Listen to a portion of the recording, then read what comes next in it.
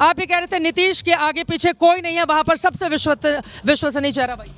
उन पर भरोसा किया गया और खासकर नरेंद्र मोदी ने जो बार बार याद दिलाया कि जंगल राज उसका भी बड़ा प्रभाव रहा। राजनीति में मुर्दे कभी गाड़े नहीं जाते हैं, उसको अलमारी में बंद करके रखा जाता है ताकि समय आने पर वो मुर्दा बोल उठे। तो उन्होंने गोलू कांड को उठाया मुजफ्फरपुर। ये तस्वीरें दिखा रहे हैं, घोड़े की सवारी भी की थी जाकर तेजस्वी यादव, लेकिन कोई फायदा नहीं मिला। फायदा नहीं हुआ, इनको मुख्यमंत्री के रूप में लोग पसंद नहीं किए। मोकामा में जाकर घोड़े की सवारी की थी, लेकिन मोकामा में अनंत सिंह ही आगे हैं और उन्होंने लाखों वहां पर, आपको बताते चले, काले गुलाब जामुन वहां पर तैयार कर लिए हैं और अब तो लग रहा है कि किसी और पार्टी को भेजना नहीं पड़ेगा। अनंत सिंह ये मोकामा में वो रसगुल्ले बांट दिए जाएंगे। डेफिनेटली अनंत सिंह जी को जीत जाना चाहिए वहाँ से। और मैं इस बार के चुनाव की एक टिप्पणी करना चाहूँगा।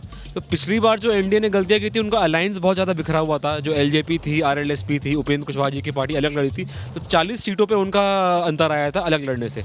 अभी एनडीए पिछली बार के ऑलमोस्ट उसी आंकड़े पर पहुँच गया है। अगर एनडीए पिछली बार साथ में फाइट करता तो भी 166 के आसपास सीटें आती।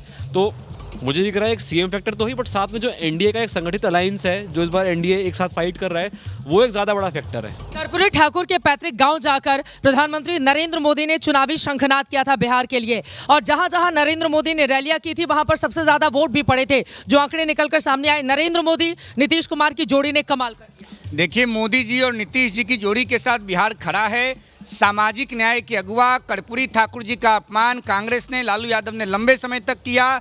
मोदी जी ने देश का सर्वोच्च सम्मान दिया। बिहार बहुत सेंसिटिव स्टेट है, सब चीज़ों को देख रहा था। खांची भर के, आसमान भर के वोट मिला है एनडीए को।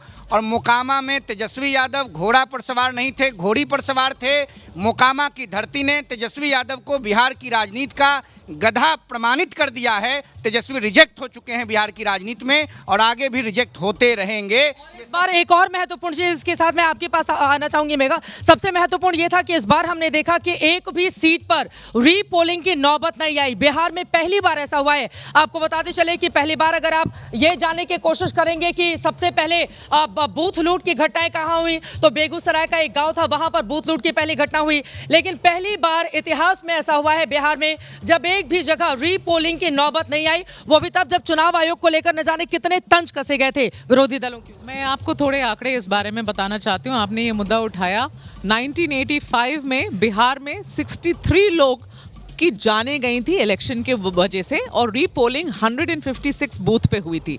1990 में 87 लोगों की जाने गई थी।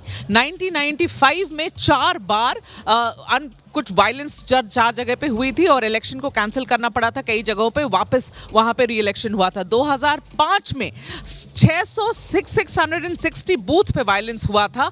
और इस बार पहली बार ऐसा हुआ है कि ना वायलेंस की कोई घटना आपको अभी तक पता चली है, ना रीपोलिंग हुई। इसके लिए चुनाव आयोग की भी तारीफ करनी हो। अब तो बोलना ही पड़ेगा कि चुनाव आयोग जिसको लेकर इतने बड़े बड़े पोस्टर और होर्डिंग्स भी हम सबने देखे थे, कैसे विरोधी दलों की ओर से तंज कसा गया था, निशाना साधा गया।